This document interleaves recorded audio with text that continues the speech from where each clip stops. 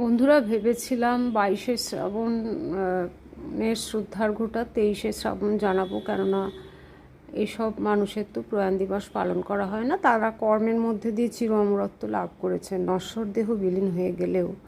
কিন্তু 23শে শ্রাবণ তো বুদ্ধবাবু চলে গেলেন। তারপর থেকে তাকে নিয়ে নানান কথা, আর সেটা আর জানাবার তখন সুযোগ ছিল না। মানুষ এতই শোকস্তব্ধ ছিল। তার প্রচেষ্টাটিও বিফলে গেছে। যাই হোক, সেই প্রচেষ্টার বীজটা যেন যে তিনি বপন করে যেতে পেরেছেন, সেটাও যদি কিছু সাফল্য লাভ করে ভবিষ্যতে, সবাই মিলে যদি করতে পারেন, সেটাই বা কম কি। এটা আমি এসব আগের ভিডিওতেও বলেছি, তবু আবারও বললাম। আর গতকাল গেছে ঠাকুর শ্রীরামকৃষ্ণের প্রয়াণ দিবস, সেটা আজকে যথারীতি গতকাল না করে আজকে